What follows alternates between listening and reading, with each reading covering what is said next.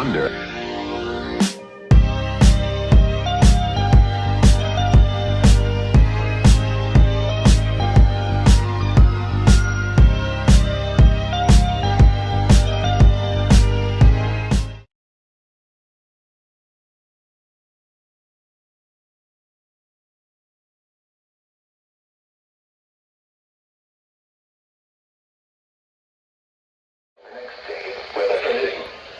Reception of this broadcast, and especially the warning signals, can vary at any given location. This variability, normally more noticeable at greater distances from the transmitter, can result even though you are using a good quality receiver in perfect working order.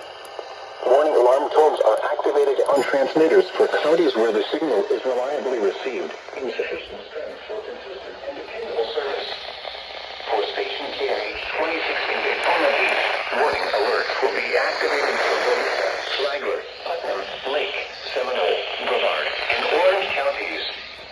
For station KI 863 in Orlando, warning alerts will be activated for Brevard, Lake, Orange, Osceola, Polk, Seminole, and Volusia counties. For station WXJ70 in Melbourne, warning alerts will be activated for Brevard, Indian River, Orange, and Osceola counties. For station WWF69 in Fort Pierce, warning alerts will be activated for Indian River, Martin, Okeechobee, and St. Lucie counties. This has been a test of the NOAA Radio Public Warning System.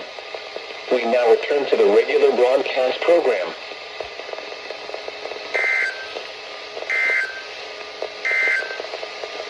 The Orlando... What the hell?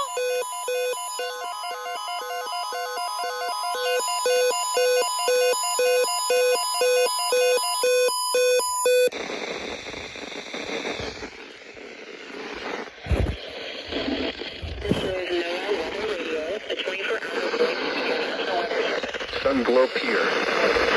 Public warning, 903. Florida listening area, originating from Washington, Florida. This was also a test of the same system for a specific area message encoder. The same system will alert only the county or counties affected by a particular warning. These tests are conducted each Wednesday between 11 a.m. and noon, and again between 6 p.m. and 8 p.m., unless severe weather threatens. This concludes the weekly test. We now return to regular programming.